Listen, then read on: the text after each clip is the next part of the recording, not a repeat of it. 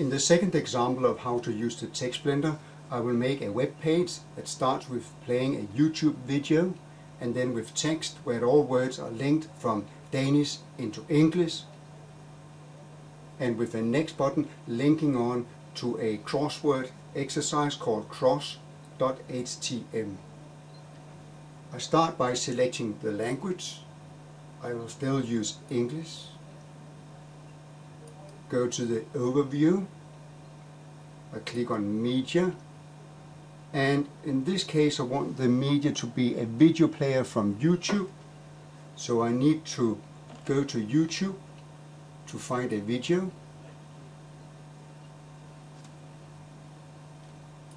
So I'll type in 3W YouTube, YouTube.com. I will search for a video which is called Jul i Danmark. That is the video. I click on it. Jul i Danmark. You may recognize the voice. Anyway, the information I now need for the video is found here, and it's called embed. So I click on that line.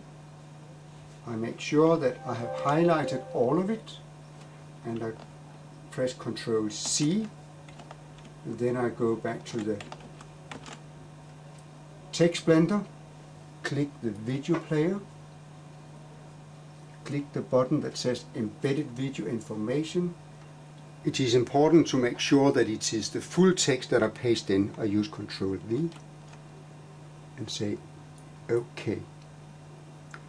Then the instructions. I'll have to type in a headline. Remember the headline, that is the big text that will appear there. I will call it Jul i Danmark.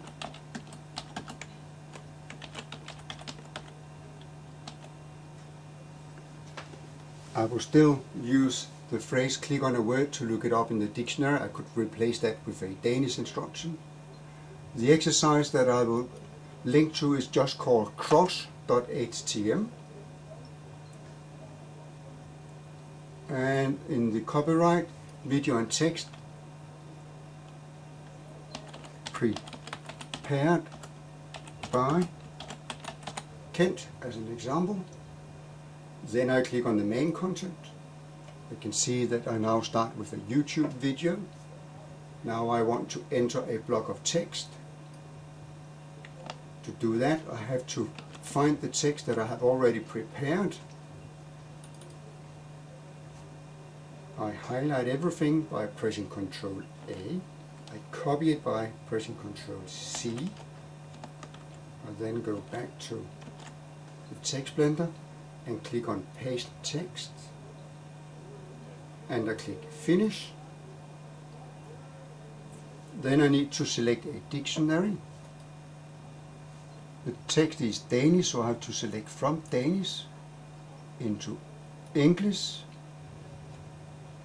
I check with the summary that I'm satisfied with all the decisions and click Export. I want to use Dropbox to export my exercise directly to the web. So I go to my Dropbox folder, I enter the public folder, I will make a subfolder, a new one that I call Jul, J-U-L, and I go into that folder. Now I want to copy my files into that folder, and the files I need to copy are all those that I have prepared with the exercises, crossword exercise and matching exercise. So I copy those, Ctrl C, and put it in here, Ctrl V, there, and they are now being exported automatically. There they are. When you see the green flag there, that means that they are now online.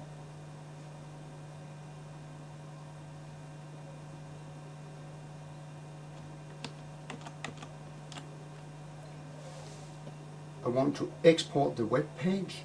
and I want to export it to my public folder and the subfolder I created previously called Jul.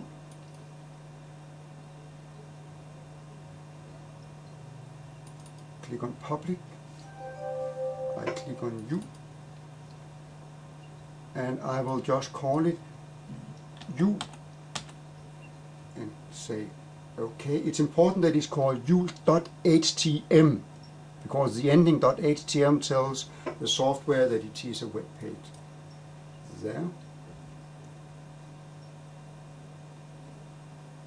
And it is now ready to be opened with my internet browser. I will go to my Dropbox public folder. I can see that the file is ready there. And I want to see it live.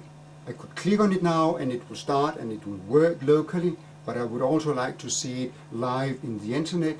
So I right click it, I go to the Dropbox line, I copy the public link, and then I go to my browser, I paste in the link in the top of the browser and click enter. And we have the video ready to play. I click play. Jul i Danmark. Du kan i denne video se en almindelig dansk familie holde jul. I can click on the word jul. And it looks it up from Danish into English, Christmas, Jul or Christmas Day. I could change the target language if I want, for instance, in Spanish, or let's take it in Polish. I click go.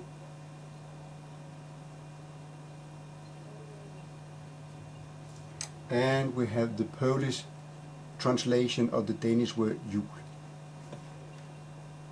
I will then check if my exercises also work. I click on next. And there it is, the crossword puzzle.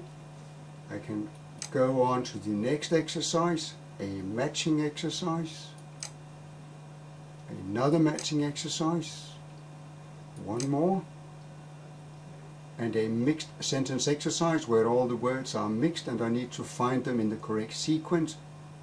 There is one more of the same type.